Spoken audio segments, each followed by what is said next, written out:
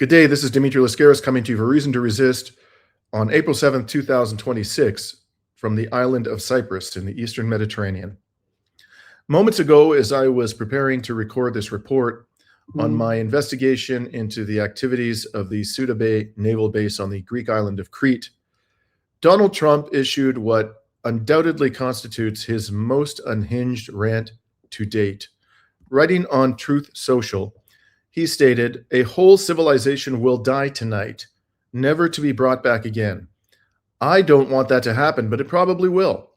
However, now that we have complete and total regime change where different, smarter, and less radicalized minds prevail, maybe something revolutionarily wonderful can happen. Who knows? We will find out tonight. One of the most important moments in the long and complex history of the world, 47 years of extortion, corruption, and death, will finally end. God bless the great people of Iran." It's hard to know where to begin with this rancid insanity. First of all, how can you ask God to bless the very people that you are threatening with extinction? Secondly, there hasn't been total regime change. In fact, there's been no iota of regime change. The very same government and structure, the Islamic Republic, remains in place as was in place before. And that's precisely why Donald Trump is not getting his way and is throwing an existentially dangerous tantrum. And finally, if we really wanted 47 years of extortion, corruption, and death to come to an end, actually it's several centuries of extortion, corruption, and death, then we would ensure the demise of the Anglo-American Empire, which has been a curse, a pox, and a pestilence for all of humanity for the better part of 500 to 600 years. Now, the main point I want to make about all of this, my friends, is that this man, even this dope, this ignoramus, this ludicrously buffoonish character, probably has grasped by now that the United States does not have the capacity to eliminate Iran, if at all, certainly not within the space of one night, not by means of conventional weaponry, but it does have the means to do so by via nuclear weapons. And so I would suggest to you that the most rational interpretation of this rant, and I do acknowledge that using the word rational in connection with anything that Donald Trump says or does is a dicey proposition. That interpretation is that this man is implicitly threatening nuclear annihilation. And this is not a threat that we should take lightly, given who we are dealing with here. So before I begin my report, all I want to do is to say to you and to implore you, to plead with you, that if you have not yet mobilized to stop this madman, now is the time to do so, and do not waste a moment longer. With that, I'm going to get into my report about my investigation into the U.S. NATO military base at Souda Bay in Crete. Before I begin, please remember to like, share, and subscribe to our YouTube channel if you've not already done so. We're now rapidly approaching 170,000 subscribers. We have seen record levels of growth since we started this thing, this project about 18, 19 months ago. And you can help us to expand the reach of our unapologetic resistance journalism by becoming a subscriber if you have not already done so. So with that, let's get into it.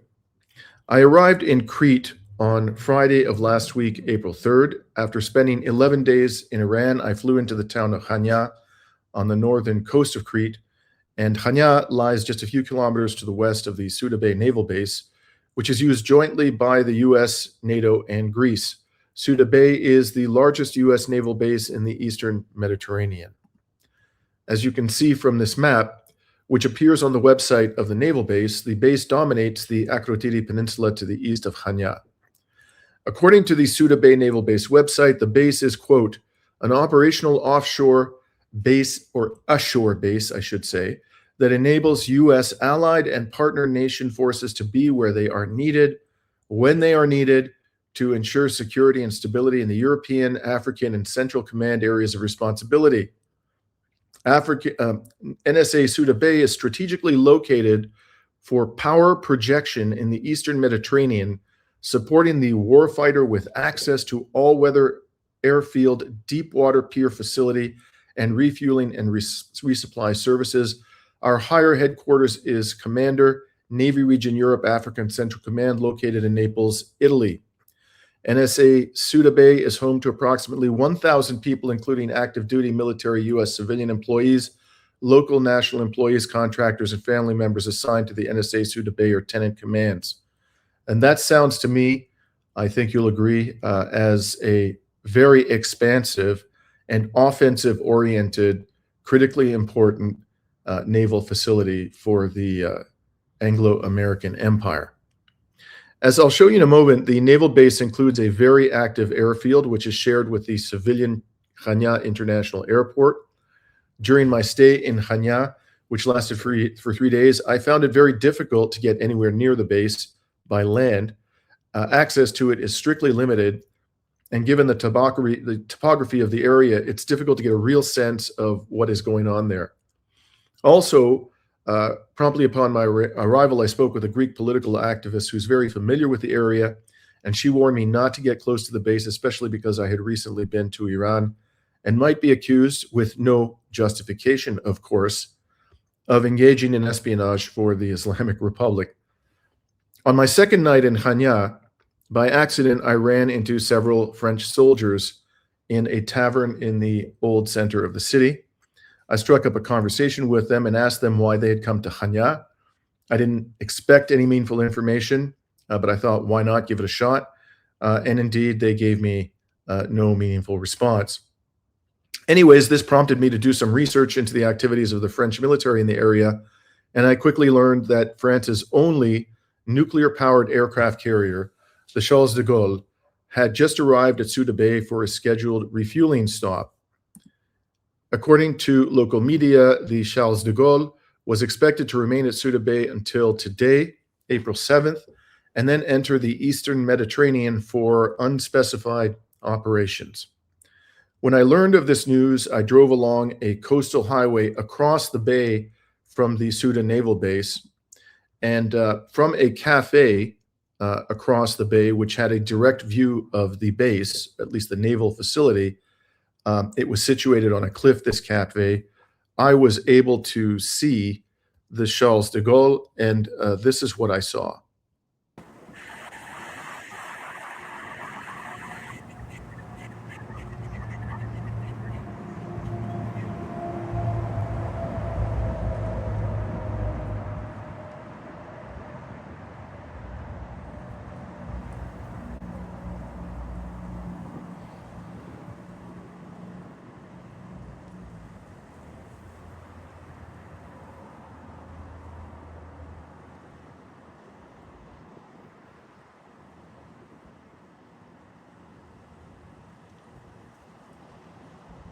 These are other vessels, by the way. They may be part of the Greek Navy. I'm going to show you, in fact, a couple of vessels from the Greek Navy after this. And just panning back, take another look again at the deck of the Charles de Gaulle. You can see there a number of warplanes. And also on the right side, just after the first view of the warplane, right side of the boat, looks like a helicopter. So I counted at least 10 warplanes on the deck of the Charles de Gaulle in that video clip. And according to publicly available information, those 10 warplanes are likely the Dassault Rafale, a twin-engine, delta-wing, multi-role fighter aircraft designed and built by Dassault Aviation.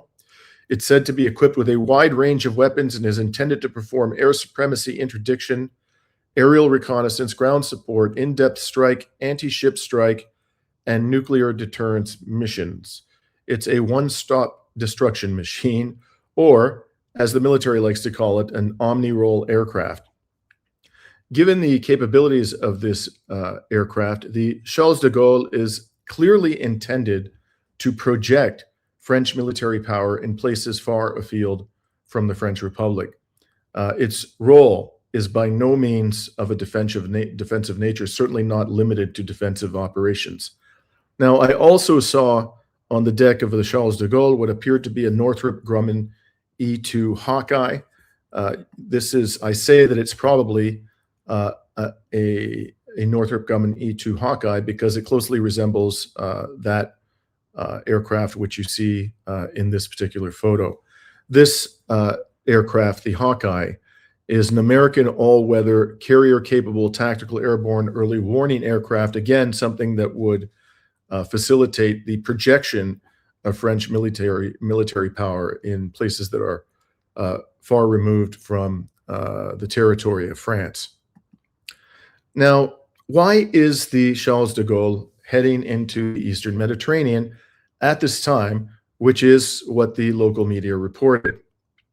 Well, on April 2nd, French President Emmanuel Macron stated publicly that it would be unrealistic to launch a military operation to force open the Strait of Hormuz.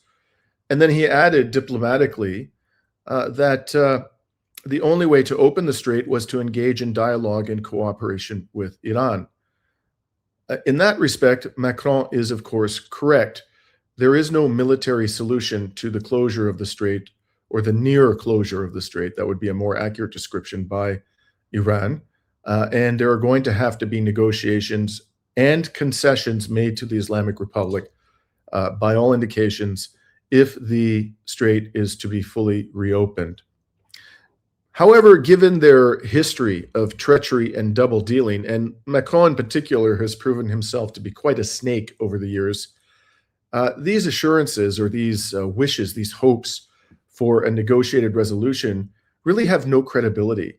And no Western leader, when they speak this language of diplomacy and détente at this stage, can be taken seriously in light of their records.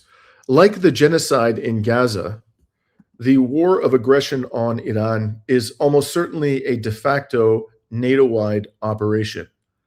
And I'm going to show you, in fact, what I regard as significant evidence that this base on Greek territory is being used in an important way to facilitate this war of aggression on Iran. Now, while I sat across the bay, looking over at the Charles de Gaulle, I also saw two Greek naval vessels, including the HS Navarinon. And I'm going to pull up a video which I shot of the Navarinon at that same time.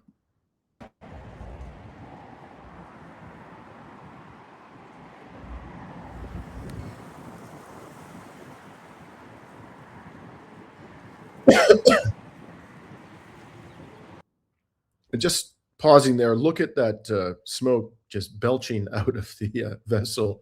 That's how the vessel is powered. I'm going to come back to this in a moment. It must be quite an unhealthy experience to serve for a prolonged period of time on that ship.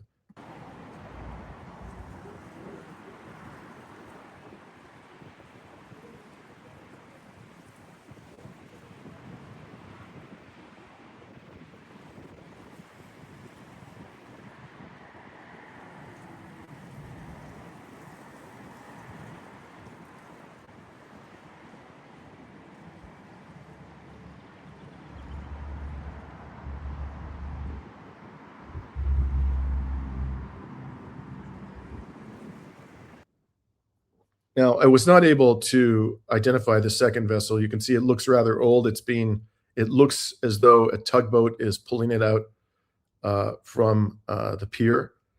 But in any case, I would imagine that this too is one of the rickety vessels belonging to the Hellenic Navy.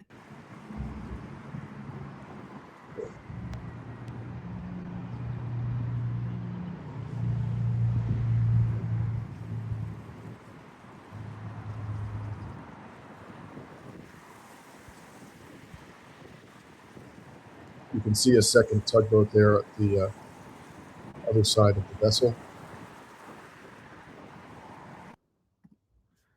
Now here again is the HS Navarinon. The Navarinon, as it happens, used to be part of the Dutch Navy and was known as the HNLMS Van Kinsbergen. It was launched in 1977, this vessel you're looking at here, and decommissioned by the Dutch Navy in 1995. Over 30 years ago. The Hellenic Navy nonetheless purchased it in that year, and it remains in service to this day. This ship, therefore, is almost 50 years old and stands as a stark reminder that Greece is a veritable dumping ground for old, obsolete military equipment from other wealthier NATO countries. As a percentage of GDP, Greece spends an exorbitant amount of money on its military. In 2024, it spent 3.1% of GDP on its military, placing it in the top 10 military spenders in Greece. At the same time, Greece is one of the most indebted countries in the world.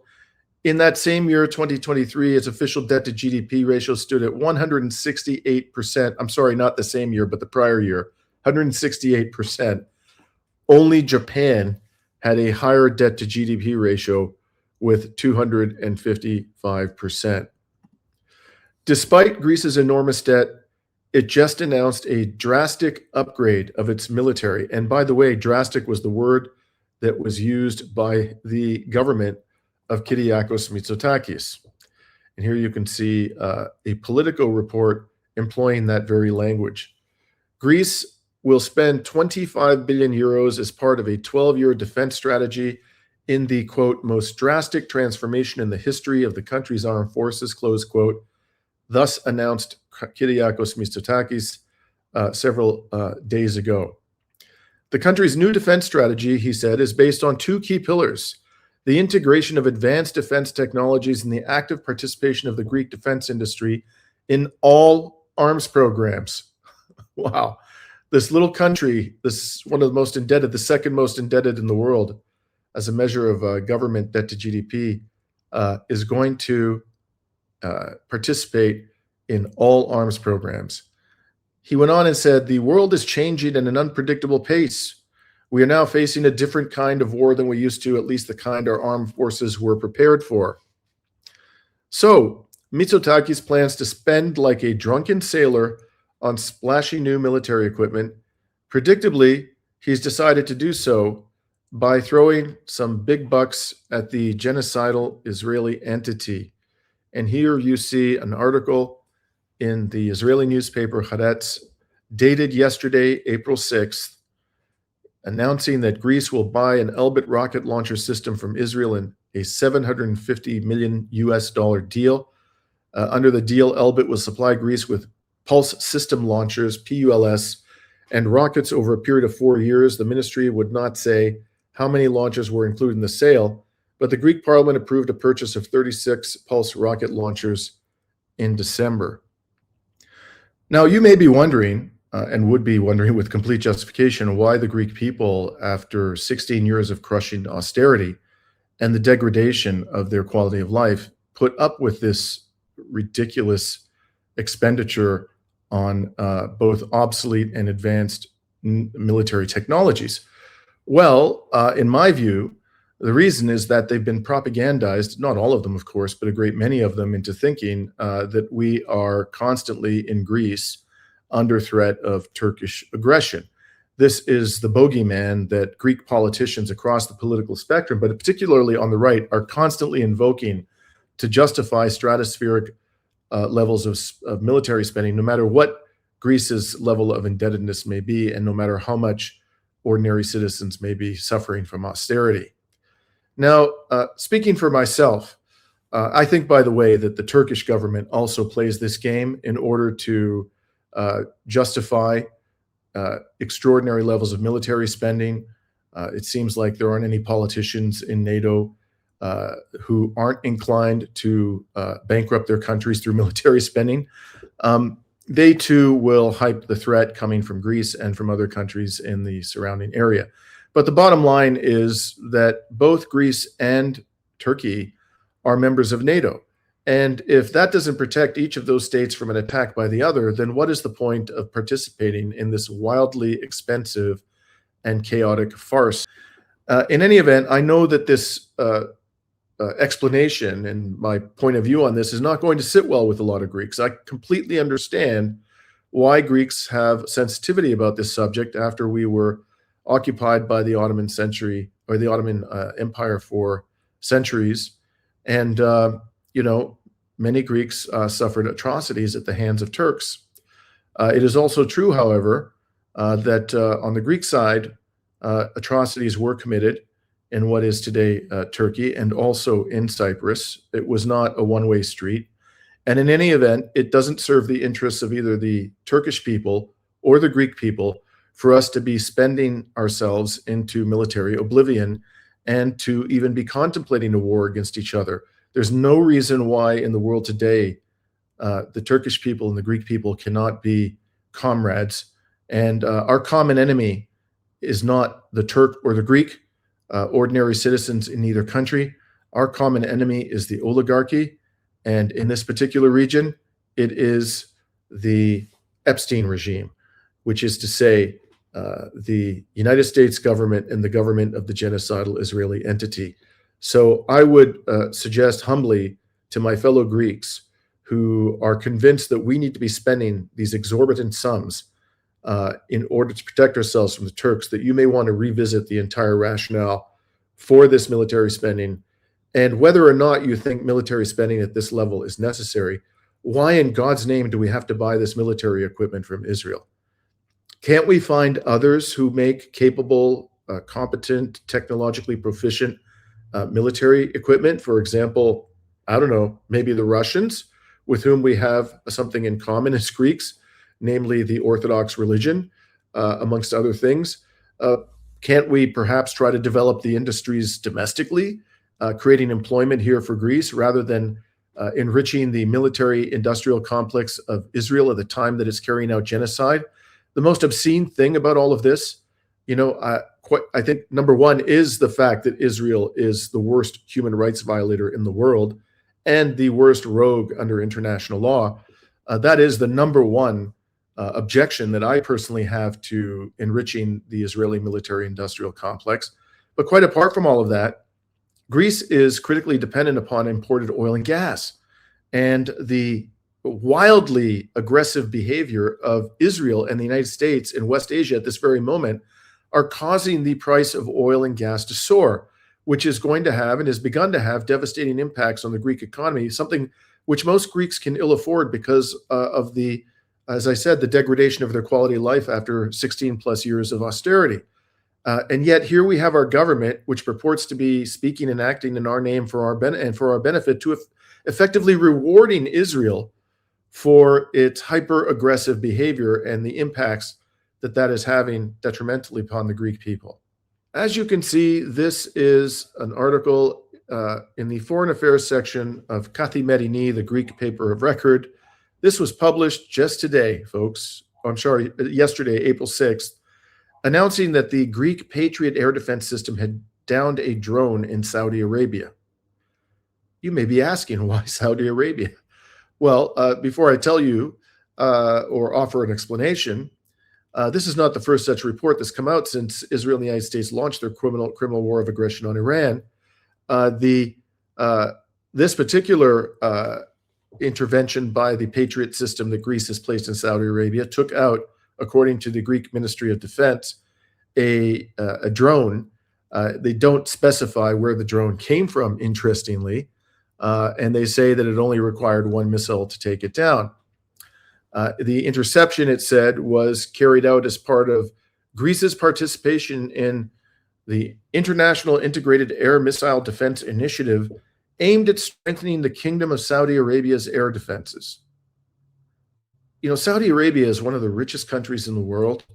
Why does it need Greece, with its tiny economy and its extraordinary debt levels and the suffering of the people after all of this austerity, to be helping it to defend its airspace?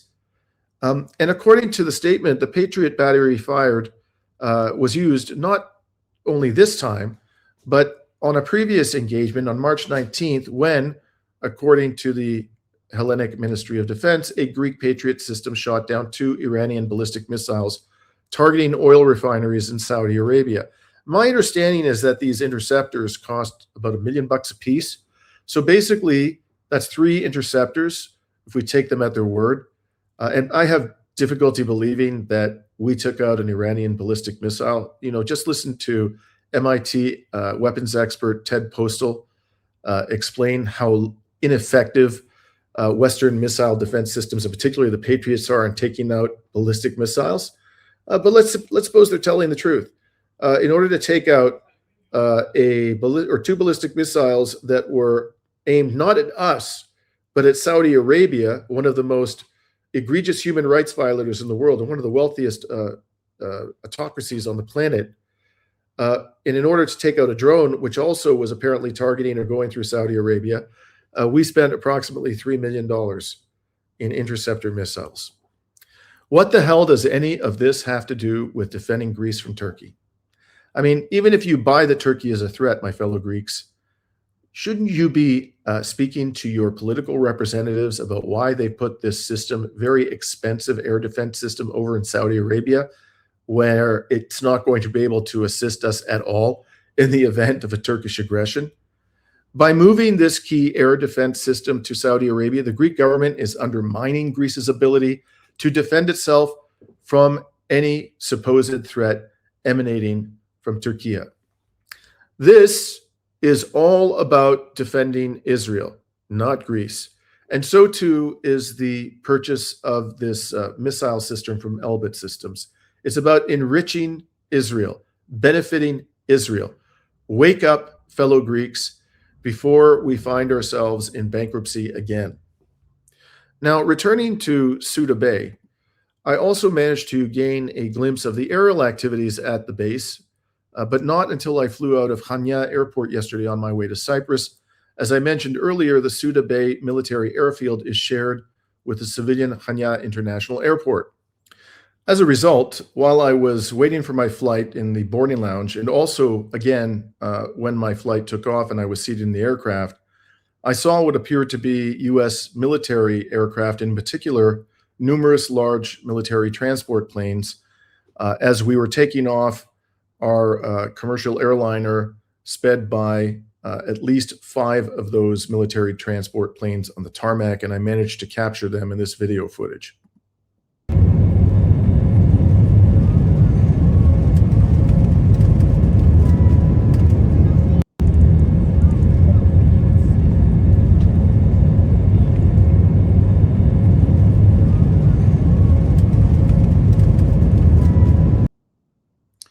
In addition, during a 30-minute period, starting at 3:50 p.m. on April 6th, ending at 4:20 p.m. on April 6th, I saw a U.S. military transport plane land at the air base and another U.S. military transport plane take off. Here is a video of one of them landing.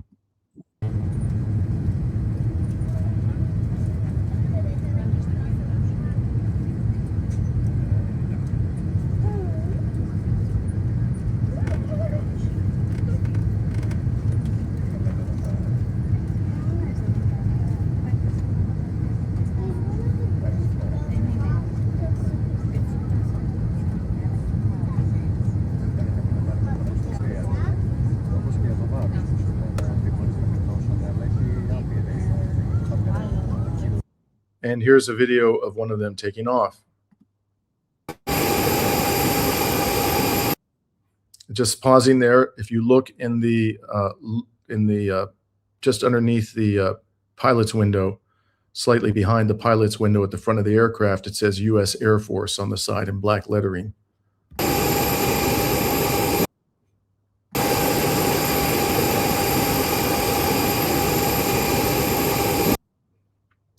Now, I don't know where the landed aircraft was coming from, but I welcome any input from our audience on that question. I'm particularly interested in knowing, for obvious reasons, whether the aircraft that landed at that moment was coming from a base or some destination, some departure point in West Asia, and whether the one that was taking off was heading to a destination in West Asia. In any event, as I mentioned, I saw one U.S. military transport plane land and one take off in the space of those 30 minutes. If this is representative of what's going on at that military base during this war, and if this level of activity is being maintained not only at daytime but throughout the day and night, then there are 4 U.S. military transport planes landing and taking off from Suda Bay every hour, amounting to nearly 100 per day. So if this rate has been maintained 24 hours a day through the current war, there would be a hell of a lot of U.S. military transport planes going through the Suda Bay naval base. That, of course, would mean that potentially a gigantic amount of equipment and possibly also military personnel are being ferried through or from Suda Bay to the region of West Asia. Now, it's also possible that what I saw during that 30 minutes is not representative of what happens throughout the day. But if that is the case, if it is in fact representative, then we should be very concerned about the considerable extent to which the Suda Bay base is being used to facilitate a criminal war of aggression on Iran, as I've said over and over again, and I'm not going to repeat the explanation here. This is a flagrant violation of the United Nations Charter, the war itself, but in addition, the way in which the war is being carried out constitutes a series of war crimes and crimes against humanity. So that would mean that the Greek government, by allowing this to happen on Greek soil and through Greek airspace, and who knows, maybe with the use of Greek military assets, including Greek military personnel, that means that the government is deeply complicit in severe violations of international law and international humanitarian law. Yesterday, the Jewish Institute for National Security of America published an article titled "Greece and Cyprus in the War Against Iran." And you can see it up here on the screen, again, dated yesterday. It was authored by somebody named Jonah Brody. The article criticizes some NATO countries, most notably Spain, for at least claiming to restrict the use of their airspace to facilitate U.S. military operations against Iran. But the article specifically praises Greece and Cyprus for assisting with this criminal war of aggression on the Islamic Republic. And here you can see under the heading or subheading, "Move assets from non-cooperative allies to the region," Brody writes, "The U.S. should rebalance its regional basing posture toward partners that provide reliable access in a crisis. Operation Epstein Fury, I'm sorry, I meant to say Epic Fury, exposed significant friction within NATO as several allies restricted overflight rights, denied base access, or imposed political constraints on U.S. military activity related to the campaign against Iran. At the same time, Greece and Cyprus have provided consistent operational support, with Suda Bay emerging as a critical hub for carrier operations, intelligence collection, and logistical throughput. Washington should treat reliability in wartime as a core criterion for basing decisions, shifting select assets and functions from locations where access is uncertain to those where it is assured."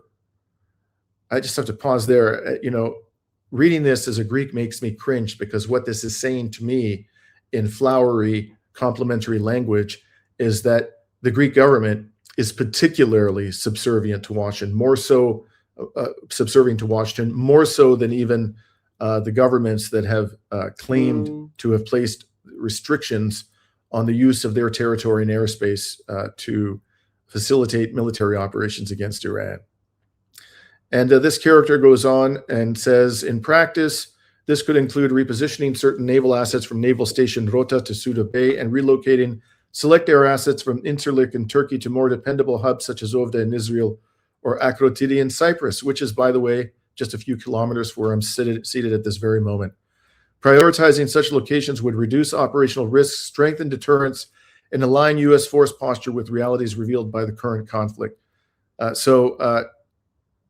In fact, what this man is urging is that Greece, in effect, what he's urging is that Greece and Cyprus become even more complicit in U.S. Israeli crimes in the region than they already are. This suggests that Suda Bay, of course, is indeed playing a key role in the criminal U.S.-Israeli war of aggression on Iran. On a related note, my friends, when I was about to take off from Chania International Airport yesterday, I saw many hardened aircraft shelters, some of which appeared to be under construction. And let me show you what I saw. And this is not all that I saw in terms of hardened aircraft shelters. I saw many more, but this was the best clip of footage that I was able to get. And, sorry, let me.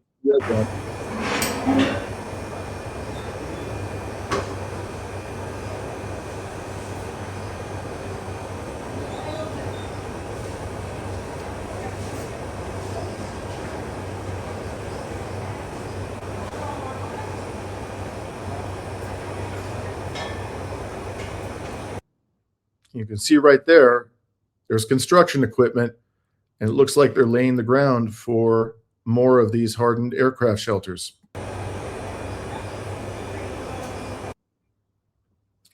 Now, why are they building hardened aircraft shelters at the Suda Bay airfield?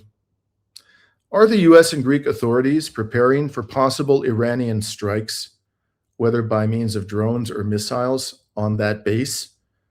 If so, then they are clearly endangering people in Crete, the people who operate this military base and the Greek government, by using this airfield to facilitate attacks on Iran. The Greek people have a right to know what is going on at that military base, and for at least two reasons. First, as I mentioned already, the war on Iran is a flagrant violation of the UN Charter, and if Greece is facilitating U.S. Israeli attacks on Iran, then its government is complicit in war crimes and crimes against humanity. Second, Iran has shown that it is willing and able to strike U.S. military bases that are being used to facilitate attacks on its people and territory. Indeed, it has the right to attack these bases in self-defense. By allowing Greek territory and airspace to be used to launch criminal attacks on Iran, the Greek government, simply stated, is endangering the lives of the people of Greece and bringing shame and dishonor and discredit upon this country. Now, before concluding this report, I wish to touch upon two other matters briefly. First, yesterday I had an interesting interaction with some U.S. soldiers, 4 of them to be precise, as I was traveling from Crete to Cyprus through the Athens International Airport. Upon disembarking from my flight from Crete to Athens, entering the terminal, I heard 3 or 4 young men speaking with an American accent. They looked young, they looked fit, they had short cropped hair. I immediately thought that they might be soldiers, given in particular that they were coming from Hanya, where there is a large U.S. military base. And then I was pretty sure that I was looking at soldiers when I heard one of them begin a sentence with the words, "When they open the Strait of Hormuz." Now, when I heard that language and when one of these soldiers said it, the 4 of them were standing underneath a departure board trying to figure out at what gate they had to catch their connecting flight. And I was entering the terminal. So I kind of walked up, inserted myself politely in their space, and without introducing myself, I glanced over at the soldier who had mentioned the opening of the Strait of Hormuz, and I said to him, do you actually think that the U.S. military is going to be able to open the Strait of Hormuz? And his response was, with a smile on his face, they were all very polite, was that his rank was too low to be able to answer that question or to know what the plans were in that regard. I then told them that I had been in the Strait of Hormuz a week ago, and that in my opinion, the only party that would open that strait was the state of Iran itself, if it was going to be opened at all. And I added that I hoped that military brass of the United States would not send them into the strait, because in my opinion, that would be a suicide mission. And I think it's fair to say that all of them looked at me with an anxious expression when I said this. I then asked the soldiers if they were going home. And one of them said, "We wish." The others nodded in agreement when he said that. I then asked them if they were going somewhere else or if they were able to say where they were going. And they said, "Well, all we can say is we're going where they tell us to go." And my response to that was, "Good answer." One of them then asked me where I was going to go. And before I could answer, another soldier said, "Wherever they're sending him," in other words, referring to me. And at that point, the 4 of them chuckled. I inferred from all of that they had concluded that I too was somehow involved with the U.S. military. And at that point, just to leave no misconception in their minds about that, I said, "I'm an independent actor." I bid them a good day and I walked away. Now, for what it's worth, and based on the interactions I had with them, I did not have the impression that any of those soldiers was anxious to go to war with Iran. And I do hope that my comment about the suicide mission, which I fervently believe to be correct, will help to convince them that Trump's war in Iran is not only morally outrageous, but extremely reckless. The second point I want to touch on before concluding my report relates to a comment by retired U.S. Army Colonel Lawrence Wilkerson, former Chief of Staff to the once U.S. Secretary of State, Colin Powell. A couple of days ago, in an interview with Mario Naufal, Colonel Wilkerson made a reference to me and did so in the context of the Strait of Hormuz.